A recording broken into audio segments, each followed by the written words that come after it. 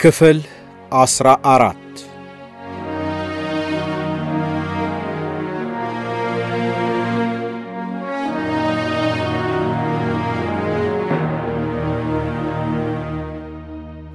በየካቲት አብዮት ወቅት በሴት ሰራተኞች መሃል የሚስጥር ህዋሶችን በማደራጀት ሥራ ተጠምዳ ነበር። ደርግ ስልጣን ከያዘ በኋላ በዚህ ሥራዋ ቀጠለች። ለወታደራዊው መንግስት የነበራት ተቃውሞ ፍጹም ነበር። የግል ገጠመኟ ከጥላቻዋና ከንቃተ ህሊናዋ ጋር ተዳምሮ ነበር። ኤምን አንድ ጓደኛዬ ቤት ለመጀመሪያ ጊዜ ሳገኛት ህቡ ገብታ ነበር። ከዚያ ከ14 ዓመት እህቷ ጋር ነበረች። ታናሽ እህቷ በ1968 አንድ ሰልፍ ላይ ተይዛ ታስራ ነበር። እናም የእስር ቤቱ ጠባቂ ደፍሯት ነበር። ከኤም ጋር ሳያት ወጣቷ የ4 ወር እርጉዝ ነበረች እና ታላቅ እህቷ አንድ ነገር እንድታደርግላት ትጭቀጭቃት ነበር። እናቷ ለሕክምና ወደ ሐረር እንደሄደች የኦጋዴኑ ጦር መጣባት። ወንድማቸው ደግሞ አናርኪስት ነው ተብሎ ታስሯል።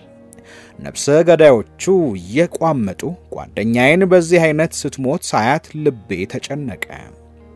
በእኔና በዘመዶቼ ላይ መጥፎ ስድብ እያወረደ ቆሻሻ በተከመረበት ቀጭን መንገድ እየጎተተኝ ይዞኝ ሄደ። የጠርሙስ ስባሪ እግሬን ወጋኝ። አውሬው ሊመታኝና ሆዴ ላይ ሊቆም አሁንም ቅድምም ይቆም ነበር። ደግሞም ጉሮሮዬ ላይ ቆሞ ሊገድለኝ ዛተ። ደሜ ይፈስ ነበር። ከስቃዩ የተነሳ ነፍሴን ልስት ነበር። 100 ሜትር ገደማ ከሄድን በኋላ የቀይ ሽብሯ ቮልስቫገን እቆመችበት መንገድ ላይ ደረስን።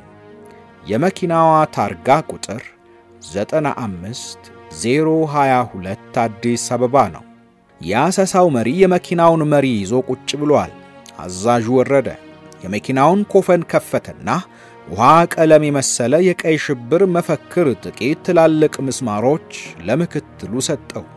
በጉልበቴ ተደፋሁና እየደጋገምኩ ምስኪንና መሐይም ገረድ ስለመሆኔና የሚፈልጓት ሴት በቶታል ቤንዚን ማደያ በኩል መሄዷን እየገለጽኩ ለመንኳቸው። ምክትሉ ወደ አንዲት መስክ እየጎተተ ወሰደኝና በቦክስ መጥቶ ከጣለኝ በኋላ ጠብመንጃውን አቀባበለ። ይሄ መጨረሻው መስሎኝ ነበር።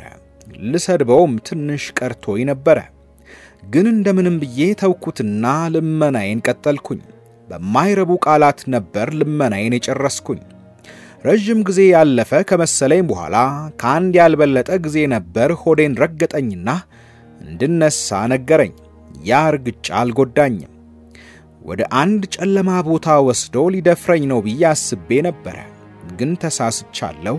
ጥቂት ደቂቃዎች ከሄድን በኋላ የሆኑ ሰዎች መሳሪያቸውን አቀባብለው እናንተ እነማን ናችሁ ብለው አስቆሙን። ደብዳቤ የማለፊያ ቃሉን ነገራቸውና እንድናልፍ ፈቀዱልን። ላዩ ላይ ጠርሙስ ወደ ተከሰከሰበት ወደ አንድ ትልቅ ግቢ ወሰደኝ። ሕንጻው የአንድ ጎሳ ማህበር የግል ክለብ ነበር። ከግቢው ውስጥና ውጪ ብዙ የታጠቁ ሰዎች ነበሩ። ከነሱ ጥቂቶቹ መብራት ወደሚበራበት አንድ ትልቅ አዳራሽ ወሰዱኝ። ወደ ትልቁ አዳራሽ ስንገባ ከ300 የሚበልጡ አይኖች ተመለከቱን። አለንጋ የያዘው ሰውዬ መንገድ እንዲለቁልን ወለሉ ላይ ተደፍተው የተቀመጡትን ወጣቶች ገረፋቸው። ከዚያ 2 ረጃጅም ጠረጴዛዎች አጠገብ ወደ ተቀመጡ የቀይ ሽብር አስተባባሪ ኮሚቴዎች ሄድን። በአንጻሩ ሰው የማይበዛባቸው ጥቂት ስኩዌር ሜትሮች ስፋት ያለው ቦታ አለ። ለዚህ ምክንያት እንዳለው አወቅኩኝ። ጠጋስል ሰለሞን የሚባል ወጣት አየው፣ አውቀዋለሁ። በአካባቢዬ አንድ ቀበሌ ውስጥ ተመርጦ በጸሐፊነት ይሰራ ነበር። ተሰቅሎ እየተገረፈ ነበር። ገራፊው እኔን ሲያየኝ መግረፉን አቆመ። አዲስ ሰለባ ነኝ። ከአጃቢዎቹ አንዱ ሆን ብሎ ጠለፈኝና ገራፊው አጠገብ ወደቅኩኝ። የሰልፍ ልምምድ እንደሚያደርግ ሁሉ የወታደር ጫማውን አነሳና እጄን ረገጠኝ። አንዱ ለቀይ ሽብር አስተባባሪ ኮሚቴ መታወቂያዬን ሰጠው። ግን ስሜን ከመጥራቱ በፊት ምስኪን ገረድ ነኝ ብያልኩት። እሷ በቶታሉ በኩል ነው የሄደች አልኩኝ። ራሴን ልስት ነው አልኩኝ። ራሴን አዞረኝ። የደከመው የሚመስለው ሊቀመንበር ይህችን ደንቆሮ ጎረድ ወዲያ በላት በማለት እንደፈለገ ሁሉ እጁን በመጸየፍ አወዛወዘ። ገፍትረው ወለሉ ላይ ጣሉኝ። ጭንጋፍ መሰልኩና በዝግታ ቃሰትኩኝ። አይኖቼን ስከፍት የተጋደምኩበት ቦታ ሆኜ የ55 ዓመቷን ታጋይ የወይዘሮ ጽጌ ልብስና ፊት አየሁ። ወይዘሮ ጽጌ በአካባቢው ሕዝብ ተወዳጅ ስለሆነች በመደጋገም የቀበሌ ምክትል ሊቀመንበር ሆና ተመርጣለች። ታውቀኛለች። በቤቷ ብዙ የሚስጥር ስብሰባዎች ስላደረግን ምን እንደምሰራ ታውቃለች። እሷም እንደኔ ችግር ላይ እንዳልወደቀች ሁሉ ለኔ አዝና በሐዘኔታ ስትመለከተኝ አየሁ። በኋላ አዳራሽ ውስጥ እስረኞች ፊት ተገርፋ ምንም አለመናገሯን ተረዳው።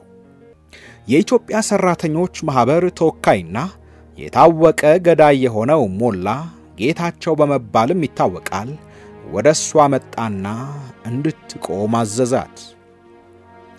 በዚህች አሮጊት ውሻ አናርኪስትና በሌሎች 5 ሰዎች ላይ ቀይ ሽብር አፋፍማለሁ አለና ደነፋ። 5 ሌሎች እስረኞችን በዘፈቀደ መረጠና አወጣቸው። በዚህ ጊዜ ከንጋቱ 11 ሰዓት ሆኖ ነበር። ምንም እንኳን ጥቂቶቹ ከ10 ዓመት በታች ቢሆኑም አብዛኛዎቹ እስረኞች በ10 እና በ18 ዓመት መካከል ያሉ ናቸው። ጠዋት አብዮት ጠባቂዎች የተኙትን እስረኞች እየገረፉና እየጮሁ አስነሷቸው። ሞላም እየተጀነነና እየጮኸ ወደ ክፍላችን ገባ። እነዛን 6 አናርኪስቶች በአንድ ጥይት በገደልኳቸው በወደድኩ ነበር። ለነሱ 6 ጥይት ማባከን ያሳዝነኛል። ከዚያ ጠብመንጃውን ወደኛ ደገነና ምላጩን ሳበው። ጠብመንጃው ቀጭ ሲል በእኛ ፍርሃትና ሽብር ዘበኞቹ ከትከት ብለው ሳቁ።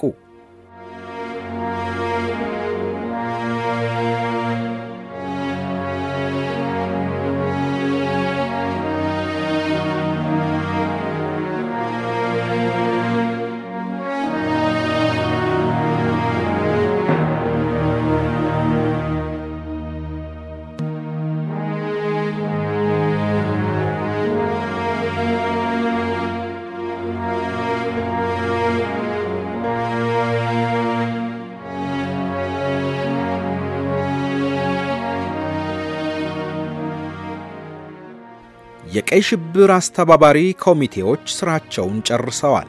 መድረኩ በነማርታ ግዳይ አሰፋና ጂጃላ ተይዟል።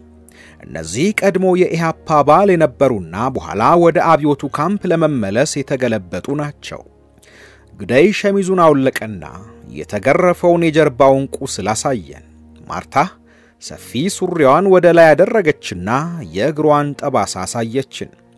አሰፋ ድምጽ ማጉያውን ይዞ አስፈላጊ አልነበረም። እኛም እንደናንተ አናርኮ ነበርን፣ በዲሞክራሲያ ነበር የተታለልነው፣ እኛ በከንቱ ነው የቆሰልነው፣ ሞኝ አትሁኑ፣ ወደ አብዮቱ ካምፕ ነው አለ። ግልብጦቹ በየተራ ተናገሩ። ኢሃፓ ያስዋጣችሁን የዲሲፕሊን ክኒን ታስታውቁታላችሁ ብለው አስጠነቀቁ። ተናጋሪዎቹ ጥያቄ እንድንጠይቅ ጎተጎቱን። ግን አንድም ደፍሮ ይጠየቀ የለም። ካስተባባሪዎቹ አንዱ ይዝምታ ራሱ የዋጣችሁትን የዲሞክራሲን ምልክት ነው ብሎ ጮኸብን። በእናሸንፋለንና እናቸንፋለን መሃል ልዩነቱ ምንድነው ሲል አንድ ወጣት ዝምታውን ሰበረ። ሌላዋ ልጃገረድ ኢሃፓ ወይም ዴሞ በሴት ስም የምትጠራው ለምንድነው ብላ ጠየቀች። ይህ ለጥቂት ጊዜ ቀጠለ። ራሳችንንና ሌሎችን እንድናጋልጥ ረፍት ተሰጠን። ራሳችንን እንድናጋልጥ ጥያቄ ሲቀርብልን እንደገና ዝምታው ሰፈነ። ሞላ ተናደደ። ራሳችሁን ብታጋልጡ ይሻላችኋል፣ አለበለዚያ በሁላችሁም ላይ ቀይ ሽብር ነው የማፋፍመው ብሎ ጮኸ። ምንም እንኳን እኔ እንድሞላ ባይሰጠኝም ሌሎች የታሰሩለት ባለ 5 መጠይቅ ፎርም እንዲሞሉ መደረጋቸውን እዚህ ላይ መጥቀስ ይኖርብኛል። መጠይቆቹ ስም፣ አድራሻ፣ የሚስጥር ስም፣ ማን መለመለ፣ ማንን መለመልክ፣ የየትኛው የኢሃፓ ድርጅት አባል ነህ፣ የኢአወሊ የሴቶች ድርጅት ወይስ የኢላአማ ወዘተ፣ በእጅ የሚገኙ ዕቃዎች ወይም ሰነዶች ወይም የምታውቀው የመደበቂያ ቦታ፣ ጥቂት ካድሬዎች የተሞሉ ቅጾችን በማጥናትና ጉዳዩን ወደ ትልቅ ሰነድ በመለወጥ ሥራ ተጠምደዋል። ሞላ በእነሱ ትዕግስቱን አጥቶ ይቁነጠነጣል። ጥቂት ቅጾችን አንስቶ እያንዳንዳችሁን እጠራችኋለሁ፣ መልሳችሁ አዎን ቢሆን ይሻላል፣ አለበለዚያ ግርፋትና ቀይ ሽብር ነው የሚጠብቃችሁ አለ። ችግሩ ማን መለመላችሁ የሚለው ጋ ነው። የሞቱትን ሰዎች ወይም ህቡ የገቡትን ወይም ወደ ክፍለ ሀገር የሄዱትን ብትጠራ ልብስህን አውልቀህ ትገረፋለህ። የማናስራቸውን ሰዎች ስም መስጠት ይሄን የደሞዝ ዘዴ እናውቀዋለን ይላሉ። መልሱ ልክ ካልመጣ ሁለቱ እርስ በርስ እንዲገራረፉ ይደረጋሉ። ያልታሰረ ሰው ብትጠቁም ወደ ተደበቀበት ቦታ ውሰደን ትባላለህ። ግርፋቱ እስረኞች መሃል ነው የሚደረገው። እስረኛው ሙታንታውን ጨምሮ ልብሱን እንዲያውልቅ ይደረጋል። ከዚያም እጆቹን እግሮቹ ላይ አድርጎ ኩርምት ብሎ እንዲቀመጥ ይደረጋል። ከዚያ በእጆቹና በእግሮቹ መሃል ጠማማ ዘነዘና ወይም ዱላ ይገባል። ከዚያም የዘነዘናዎቹን ወይም የዱላውን ጫፎች ሁለት ሰዎች ያነሱና ሁለት ወንበሮች ላይ ያስቀምጡታል።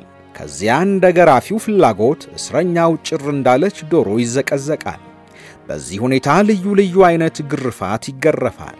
መግረፊያዎቹ ልዩ ልዩ ቅርጽና መጠን ያላቸው አለንጋዎች፣ አርጩሜዎች፣ የተለያየ መጠን ያላቸው የፕላስቲክ ገመዶች፣ ትላልቅ የብረት ዘለበት ያላቸው ቀበቶች፣ አብረው የታሰሩ የትራክተር ጎማዎች፣ ቀጫጭን የብረት ሹቦች፣ ጎራዴዎችና ቢላዎች፣ ክብሪቶች፣ የሲጋራ መለኮሻዎች፣ የፕላስቲክ ቦርሳዎችና ቆሻሻ ካልሲዎች ናቸው። ገራፊዎች ለመግረፍ የሚፈልጓቸው አካሎች ውስጥ እግሮች፣ ብብቻዎች፣ ጀርባዎች፣ ደረቶች፣ ጡቶችና ጭኖች ወዘተ ናቸው። አካላዊ ግርፋት ከአእምሮ ግርፋት ጋር ይያያዛል። እንቅልፍ መከልከል፣ የማያቋርጥ ዛቻ፣ የውሸት ግድያ፣ አስገድዶ መፈክር ማስጮህ ናቸው። በጣም አሳዛኝ ትርኢት ነበረ። አንዱ ሲገረፍ ሌሎቹ ገራፊዎችን በማመስገን ይዘምራሉ። ገዳዮቹ ይስቃሉ፣ ይደነፋሉ። ጠመንጃዎች ይቀባበላሉ፣ ይነጣጠራሉ። አለንጋዎች ይወናጨፋሉ፣ እዚህም እዚያም ያርፋሉ። ያልታደሉት በዘፈቀደ ተመርጠው እንደወጡ ይቀራሉ።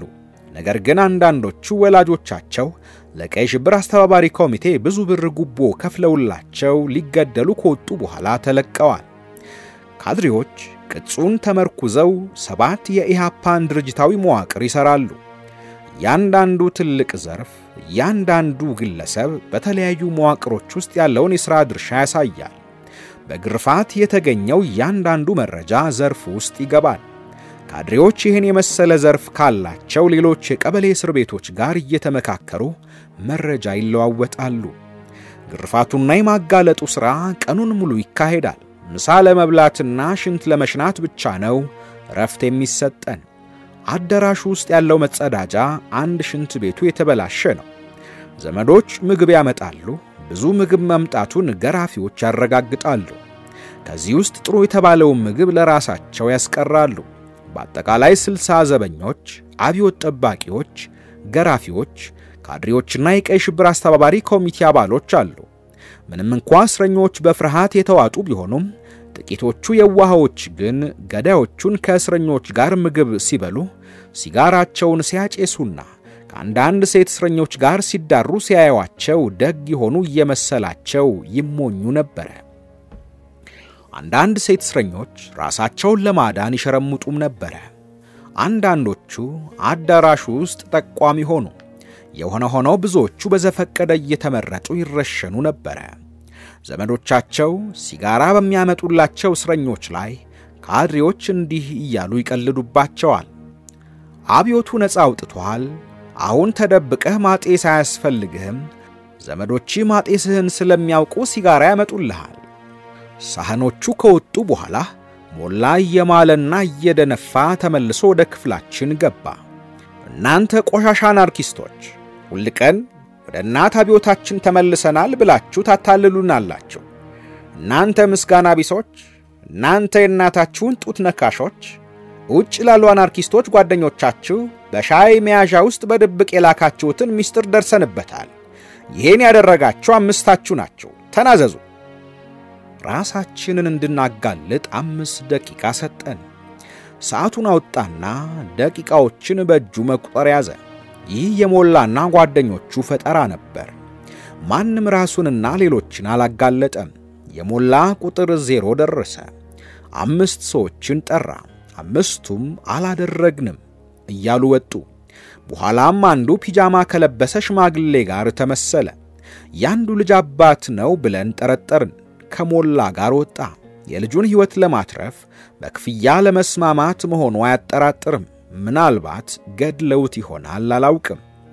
በየደቂቃው ወይም በየሰዓቱ አዲስ እስረኛ ይመጣ ነበር። አዲሶቹ ሲመጡ የሚያውቋቸው ወይም ያጋለጧቸው እንዲናዘዙ ሊመክሯቸው ይቀርቧቸዋል። ከካድሬዎቹ አንዱ 4 አዲስ እስረኞችን ይዞ መጣና 2ቱን ይዞ ወደኔ መጣ። እኒህን 2 አናርኪስቶች እንዲናዘዙ አድርጊያቸው፣ አለበለዚያ ሁላችሁም በቀይ ሽብር ትመታላችሁ አለ። 2ቱን ያጋለጧቸው ሌሎች እስረኞች አዲስ መጪዎቹን እንዲናዘዙ ለመምከር ተጠጓቸው። በዚሁ ጊዜ የመግረፊያው ቦታ ሥራ በዝቶበት ነበረ። ወደ 7 ሰዓት ገደማ ወንዶቹ በአንድ በኩል ሴቶቹ በሌላ በኩል እንድንተኛ ተፈቅዶልን ነበረ። እኛ ያለንበት አካባቢ ካድሬዎችና በአብዮት ጠባቂዎች ይጎበኝ ነበረ።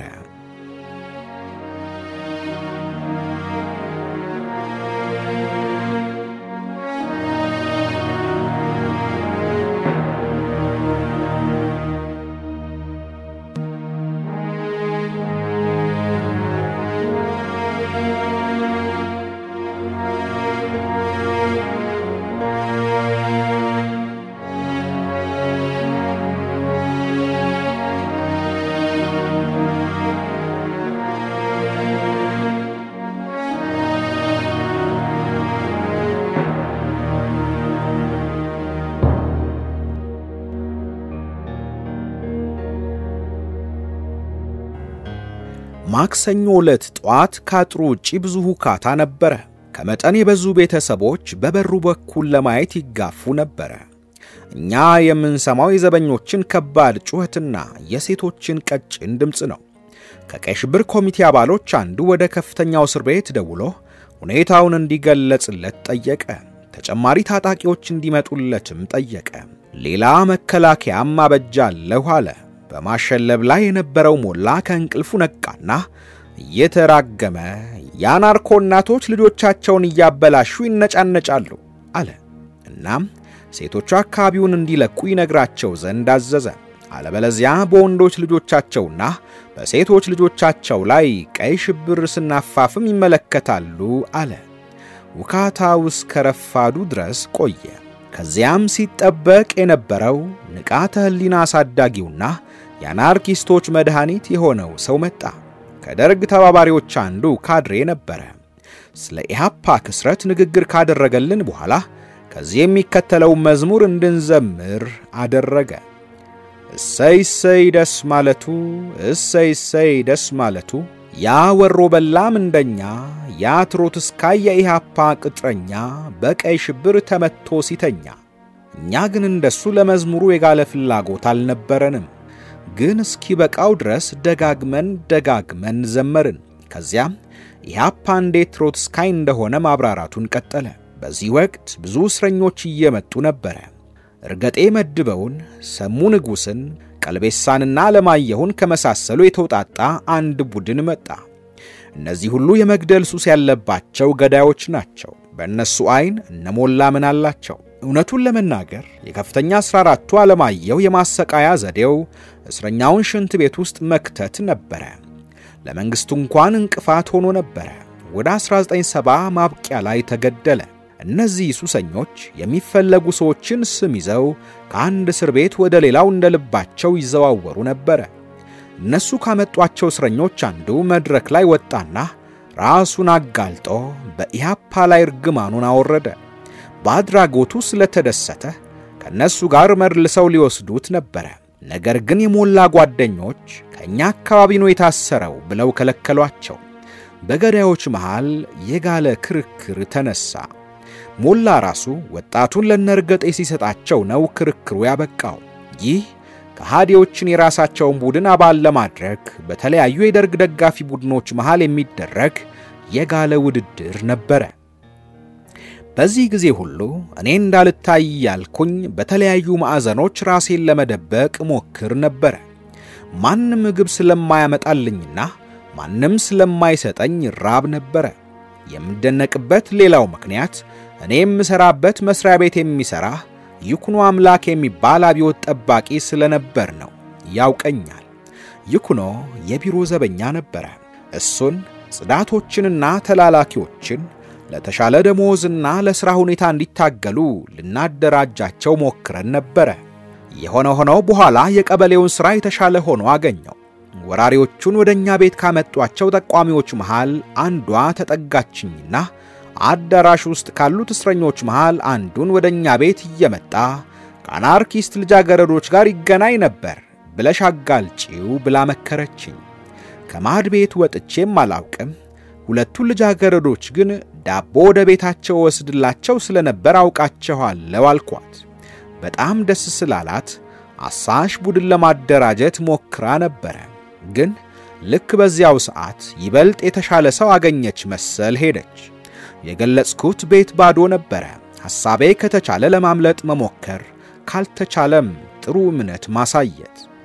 ከምሳ በኋላ የኢላማ አባሎች ናቸው ተብለው በጥርጣሬ የታሰሩ ሰራተኞች መጡ። ገራፊው ቀድሞ የአየር ወለድ አባል ነበርና እኔን ወደ እስር ቤት ያመጣኝ ታደሰ የተባለው ነው። አንድ በአንድ በጭካኔ ገረፏቸው። ኑሯቸው ላይ የቆመ ነፍሳቸውን ጉሮሯቸው ላይ የቆመ ነፍሳቸውን እንዲስቱ እያደረገ እንደገና ነፍስ እንዲዘሩ እያደረገ መልሶ እየረገጠ ገረፋቸው። ግርፋቱ ሲከናወን በአቅራቢያችን ከሚገኝ አንድ ሆቴል ውስጥ ሰራተኞች መጥተው እንዲያዩ ተደረገና ሂዱና ያያችሁትን ለመሃል ሰፋሪዎች ንገሩ ተባሉ። ከራት በኋላ የተለመደው ሽብር ቀጠለ። የመግረፊያው ቦታ ሥራ በዝቶበት ነበር። እዚህ አዳራሽ ውስጥ እንኳን አባሎችን የሚመለምሉ ቢያንስ 5 አናርኪስቶችን አግኝተናል ስላሉ እንደገና ራሳችንን እንድናጋልጥ ተነገረን። ሁለቱ ወጣቶች እዚህ የሚገረፉ ጥቂት ወጣቶችን ጽናት አድንቀን እርስ በርሳችን ተወያይተናል ብለው ራሳቸውን አጋለጡ። ከዚያም የሽብሩ መልእክተኞች የ15 ሰራተኞችን ስም ጠሩ። እነዚህ ተሰለፉና ዋጋ ያላቸውን ዕቃዎችን አዳራሽ ውስጥ ላሉ ዘመዶቻቸው እንዲሰጡ ተነገራቸው። ከጥቂት ጊዜ በኋላ ከግማሽ የሚያንሱት ተመላለሱና እንድንተኛ ተፈቀደልን። ከሌሊቱ 9 ሰዓት ላይ ደብዛዛ መብራቶች በደንብ እንዲበሩ ተደረገና በርግጫና ባለንጋ እየተመታን ከእንቅልፋችን ተቀሰቀስን። ከዚያም ጭምብል አጥልቀውና ጥቁር መነጽር አድርገው እነ ርገጤ፣ እነ ቀልቤሳ እና ለማየሁ ገቡ። መሳሪያ ይዘዋል። በመሃላችን እየተመላለሱ እስረኞችን በዘፈቀደ መረጡ። ልጆች ሳይቀሩ ተመረጡ። የተመረጡት በሙሉ የገዳዮችን የመግደል ረሃብ ለማስታገስ ተወሰዱ። ረቡዕ ዕለት ጠዋት ለመጀመሪያ ጊዜ ከአዳራሹ ወጥተን ትኩስ አየር እንድናገኝ ተደረገ። በኋላም ካድሬዎችና አብዮት ጠባቂዎች ጫት አምጥተው ሲቅሙ እኛ በቡድን ተከፋፍለን የፖለቲካ ውይይት እንድናካሂድ ታዘዝን። አንድ የተቆለፈ ሳጥን ነበረ። ብርሃኔ የተባለ ከፍተኛ ሊቀመንበር ካድሬ በሽጉጥ ተኩሶ ከፈተውና ከዚያ ውስጥ መጽሐፍ አወጡ። ከኢሃፓ ጋር የተያያዙ መጽሐፎችና ጎህ መጽሔቶች በአንድ በኩል ተከመሩና እንዳይነበቡ ተደረገ። የደርግና የመኢሶን የሕዝብ ድርጅት እትሞች ለንባብና ለመወያያ ተሰጡን። እነሞላና እነብርሃኔ የመረጧቸው ሴቶች እስረኞች ጭን ላይ ተጋድመው ጫት መቃም ቀጠሉ። ለምሳ ካረፍን በኋላ ውይይቱ እስከ ራት ቀጠለ። ከራት በኋላ ብዙ ጸረ ኢሃፓ መፈክሮች ተሰሙ፣ መዝሙሮች ተዘመሩ። ሁሉም ሰው ደስ ያለው ይመስላል። ገዳዮችም በጫት መርቅነው ነበር። በድንገት አንድ የቀይ ሽብር አስተባባሪ ኮሚቴ አባል ጸጥ በሉ ብሎ ጮኸብን። የኢሃፓ ስኳዶችን የምናጋልጥበት ጊዜ አሁን ነው አለ። ተዝናንቶ የነበረው መንፈሳችን ተረበሸ። በግንባር የወጣ አንድም የለም። ግን እነሱ አንድ አፋራም የ17 ልጅ መረጡ። አውቀዋለሁ። ለእናቱ አንድ ነው። እናቱ እያቀማጠለች ነው ያሳደገችው። እናቱ በተገናኘን ቁጥር ወይዘሮ ጽጌ ቤት ቡና ልንጠጣ ስንገናኝ የኔ ልጅ ከተማ ውስጥ እየተሯሯጡ ከመንግስት ጋር እንደሚጣሉት አይደለም ትለይ ነበር። ሁልቀን ከቤት አይወጣም ነበር የምትለኝ። እነሆ አሁን የዋህ ምንም ሳይዘጋጅ ልብሱን አውልቆ መግረፊያው ላይ ተሰቀለ። አንድ ስም ሰጣቸው። ወዲያው ወደ አብዮቱ ካምፕ በመመለሱ እንኳን ደስ ያለህ እያሉ ከመግረፊያው ቦታ ወረዱት። እንዲያውም ቁስሉ ላይ ፈሳሽ መድኃኒት አደረጉለት። እንደሚባለው የእናት ሆድ ዥንጉርጉር ነው። የሰዎች ጠባይም እንዲሁ ነው። እዚህ ነጥብ ላይ አንድ ሐሞተ ቢስ እስረኛ ተነሳና ጎረቤታቸው ያለው መጋረጃ ቤት ለተደበቁ የኢሃፓ አባሎች እንደ መጠለያ ማገልገሉን ነገራቸው። ደስ አላቸው። ከጠቋሚው ጋር ያሳሽ ቡድን ወደ ሱቁ ተላከ። ከጥቂት ጊዜ በኋላ ጠቋሚው እጁን በሻሽ አስሮ ተመለሰ። ተደብቀው የነበሩ ታጋዮች አንድ አብዮት ጠባቂ ገድለውና ሌሎችን በቦምባ ቁስለው ማምለጣቸውን ነገረን።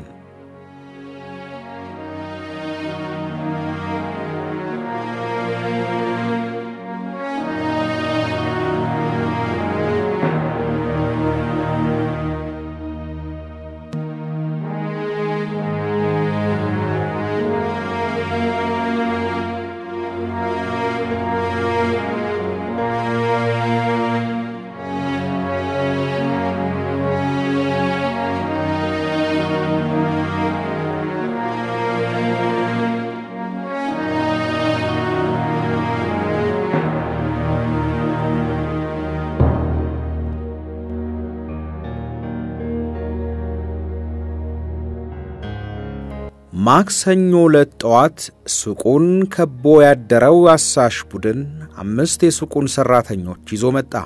ልብሳቸውን ካሰወለቋቸው በኋላ ቀዝቃዛ ክፍል ውስጥ ቆለፉባቸው። ካድሬዎች የሞተውን አብዮት ጠባቂ ለመቅበር ስለሄዱ ጠዋቱን ሙሉ አዳራሹ ጸጥታ ሰፍኖበት ነበር። ስለ ኢሃፓ ትሮትስካይነት ገለጻ ያደረገልን አንድ ካድሬ ቀረ። ይህ ካድሬ ኢሃፓ የሚያሳትመው ጎህ ስታሊንን እንዴት እንዳወደሰውና ከዚህም ትሮትስካይነቱ እንዴት እንደተረጋገጠ ያብራራ በማይረባ ንግግሩ አሰለቸን። ቀብር ሄደው የነበሩ ገዳዮች ሲመለሱ ንግግሩ ተቋረጠ። ተዘግቶባቸው የነበሩ ሰራተኞችን ለማውጣት ጊዜ አልወሰደባቸውም። እዚያው ሱቅ ውስጥ እያደረ የሚሰራ ሰራተኛ ነበረ መጀመሪያ የተገለበጠው። ከፍርሃትና ከብርድ የተነሳ ጥርሱ ይንቀጫቀጭ ነበር። ሲጋራ ስጡኝ አለ። ሲጋራውን ረግጦ አጠፋው። አዳራሽ ውስጥ አንድ ሰው በእንደዚህ አይነት ጭካኔ ሲገረፍ አይተን አናውቅም። ፊቱን፣ ሰውነቱን፣ ውስጥ እግሩን ነው የተገረፈው። ደም በጆሮ ማንጠባጠብ ጀመረ። ራሱን በደረቁ ላጩት። አንዱን ጥርሱን በጉጠት ነቀለው። አፉ በደም ሲሞላ እንዲውጠው አስገደዱት። ሆኖም ወለሉ በደም ተጨማልቆ ነበር። ያን ያህል ደም በማየታቸው አንዳንድ እስረኞች ህሊናቸውን ሳቱ። እስረኛው ሲጮህ ጩኸቱን ለማፈን በደም የተጨማለቀ ቆሻሻ ካልሲ አፉ ውስጥ አጎረሱት። በዚሁ ጊዜ እኛን እየገረፉ አቤት ደስ ማለቱ የሚለው መዝሙር ጮኸን እንድንዘምር አደረጉን። መሃላችን ገብተው ማን ጮሆ እንደሚዘምር ማን ጮሆ እንደማይዘምር አዩ።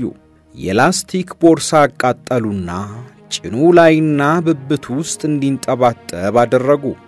አንድ ጊዜ ጎራዴ አነሳና ከራሱ በላይ ከፍ አድርጎ ሁላችንም በፍርሃት ስንርበደበድ በደንደሱ በኩል የታሰረውን እስረኛውን መታው።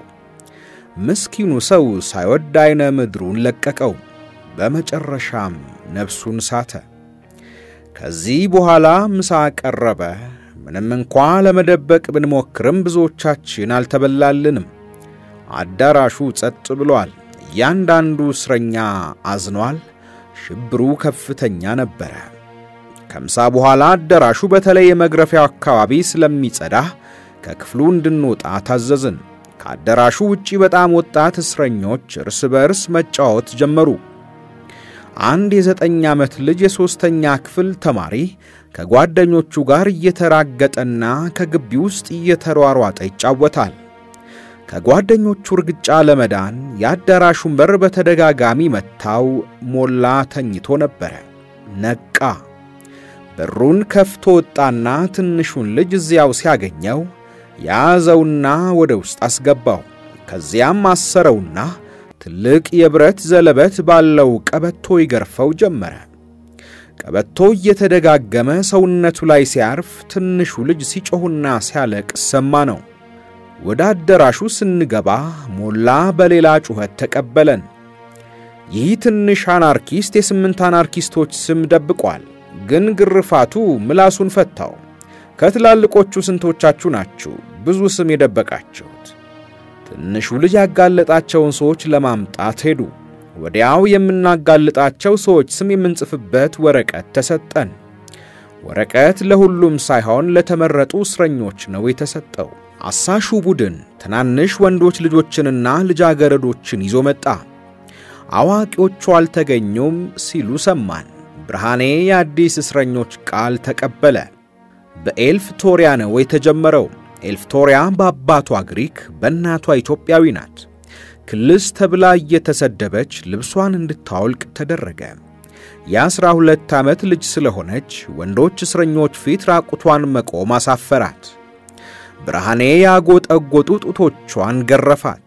የኢያፓ አባል ሆኜ አላውቅም፣ ልጁ የጠላኝ ከታናሽ ወንድሜ ጋር ሲጣላ አግኝቼው ለታናሽ ወንድሜ አግዤ ስለመታሁት ነው አለች። ያጋለጣት ልጅ ሲጠየቅ እውነት ነው ብሎ አመነ። ስሟን የጠራሁት ከሞላ ግርፋት ለመገላገል ነው አለ። የሆነ ሆኖ ብርሃኔ የኤልፊቶሪያ ጋር የመጣችውን ትዝታ የተባለችው ልጅ መታት። ዓርብ ዕለት ጠዋት ከደርግ ተባባሪ ካድሬዎች አንዱ መጣና ያስጠናንን መዝሙሮች ያልረሳናቸው መሆኑን ለማረጋገጥ ፈተነን። ከዚያም ኢህአፓ ትሮትስካይት ሳይሆን አናርኮ ሳንዲካሊስት ስለሆነ መዝሙሮቻቸው ያልበሰሉ ናቸው አለ። ከላይ የተጠቀሰውን በተመለከተ አዲስ መዝሙሮች አስጠናንና ሄደ። ቀን ብዙ እስረኞች መጡ። አንዳንዶቹ እጃቸውን የሰጡ ናቸው። እነሱም ተገረፉ። ያም ሆነ ይህ ቀይ ሽብር ከእናታችሁ ሆድ ቢሆን ያወጣችሁ ነበር ይሏቸው ነበር ገራፊዎቹ። ማታ ግቢ ውስጥ ብዙ ካድሬዎች አልነበሩም። እናም በጊዜ እንድንተኛ ተነግሮን ነበረ። ሆኖም ተረኛው መኮንን ብርሃኔ እንቅልፍ አልነበረውም። ጊዜ ለማሳለፍ የተኙ እስረኞችን ቀስቅሶ ይገርፋቸው ጀመረ። ሲገርፋቸው ይስቅ ነበረ። በትንሽ ጊዜ ውስጥ ሁላችንም ነቃን። ከዚያ 15 እስረኞችን መረጠ። እነዚህ እስረኞች ኢህአፓን የሚደግፈው የጉራጌ ብሔራዊ ዲሞክራሲያዊ ንቅናቄ ደጋፊዎች ናቸው ተብለው የተከሰሱ ናቸው። ከዚያ ጉራግኛ እንዲጨፍሩ ገረፋቸው። ይሄ ሰለቸውና አንዲት ልጃገረድ መርጦ አውጥቶ ቀይ ሽብር ነው የማፋፍምብሽ አላት። እህት ስለነበራት እንዲሰነባበቱ አደረገና እየሳቀ ልጅቷን ጎትቶ ወደ ውጭ አወጣት። ከጥቂት ደቂቃዎች በኋላ በሳቅ እየተንከተከተ ተመለሰ። ልጅቷ ጸጉሯ ተመሰቃቅሎና ያለቀሰች ከኋላ ተከትለዋለች። በእፎይታ ተነፈስን። የሆነው ሆኖ ከግድያ ጋር ሲነጻጸር አስገድዶ መገናኘት ከቁጥር የሚገባ አይደለም። ቅዳሜ ዕለት ዋናዎቹ የቀይ ሽብር አስተባባሪ ኮሚቴ አባላት፣ የቀበሌ ባለስልጣኖችና ካድሬዎች የሉም ነበር። መድረኩ ከአካባቢው በተጠራቀሙ ቦዘኔዎች መለስተኛ ባለስልጣናት ተይዞ ነበር። እነዚህ ከይሲዎች እነ ሞላና እነ ብርሃኔን ለመምሰል እየጣሩ ጊዜያቸውን አሳለፉ። ከነሱ አንዷን ልጅ ከቤተሰቦቿ ጋር በስልክ እንድትነጋገር አደረገ። ገንዘብ ለመውሰድ መጣለሁ ብሎ ለወላጆቿ ሲነግራቸው ሰማን። ሌላው 2 ልጃገረዶችን የአንድ ዳቦ ቤት ባለቤት ልጆች ናቸው። ልብሳቸውን እንዲለውጡና ገላቸውን እንዲታጠቡ ወደ ቤታቸው ይዟቸው ሄደ። ሲመለስ ለሌሎቹ አብዮት ጠባቂዎች ኬዝ ይዞላቸው መጣ። ከኬሲዎቹ ያንዱ ሚስት የነበረችው ቀርባ ስለ አናርኪስቶች ጓደኞች እንድታስረዳ ተጠየቀች። ሰውየው ስለፈታቸው ነበር ሊቀጣት የፈለገው። እሁድ ጠዋት ከጠዋቱ 12:45 አንድ ዘገየ የተባለ ሰው ነበረ። ተነሳሁና ተጠጋሁት። የቀይ ሽብር አስተባባሪ ኮሚቴ አባልና የአንድ ከፍተኛ የአብዮት ጠባቂዎች ሊቀመንበር ነበረ። ዛሬ ዓመቱ ስላሴ ቅድስት ስላሴ ውስጥ ይቀደሳል። ካድሬ እንግዳ ትሄጃለሽ ብሎ ሐሙስ ዕለት ቃል ገብቶልኝ ነበር፣ ግን አልመጣም። ቅዳሴው እንዲያመልጠኝ አልፈልግም፣ እባክህ ስደደኝ አልኩት። ሞላን ጠብቂው ማለት ሲጀምር አቋረጥኩትና ስለነዚያ ስለጠፉት ቀጣሪዎቼ ግን ተመልሼ ለነሱ መስራቴን እቀጥልና ምን እንደሚያካሂዱ ነግረሃለሁ። እኔን ንጹሃን ገረድ በእነሱ አበሳ እንድትቀጣ አድርገውኛል አልኩ በተናደደ ድምጽ። በጣም ጥሩ፣ ይሄ ሰራተኛ ወኔ ነው አለ ዘገየ። ብዙ ወሬ ለመሰብሰብ እርግጠኛ ሁኚ፣ ግን ለኔ ነው የምትነግሪኝ። አስታውሺ፣ ለኔ ብቻ። ከዚያ ርኩስ አዳራሽና ከግቢ ውስጥ ያጀባ አስወጣኝ። ይሄን ክፍል ከመደምደማችን በፊት የ30 ዓመቱን መምህር ብርሃኔ ቢሆን ጌታን በመስከረም 1969 ባህር ዳር ውስጥ ታስሮ ከወር በኋላ የተገደለውን እናስታውስ። ያልተሰቃየው የስቃይ አይነት የለም። እጆቹና እግሮቹ ተቆርጠዋል። ገራፊዎቹ በተራ መጋዝነው ስጋውንና አጥንቱን የቆረጡት። ጅማ ከፋ የገዳይ ስኳድ አባል የነበረ አንድ ፖሊስ ለመረሸን ግድግዳውን ተደግፈው ከቆሙት መሃል የገዛ ልጁን አገኘው። ግድያውን እንዲያይ የታደመው ሕዝብ በጸጥታ ይመለከታል። ፖሊሱ ስራውን ሰራና በማግስቱ ራሱን ገደለ። እዚያ ያየናቸው ጥቂት ምስክሮችን በሺዎች አባዛቸው። አሰቃቂውና አሳዛኙ የቀይ ሽብር ገጽታ በግልጽ ይታያል።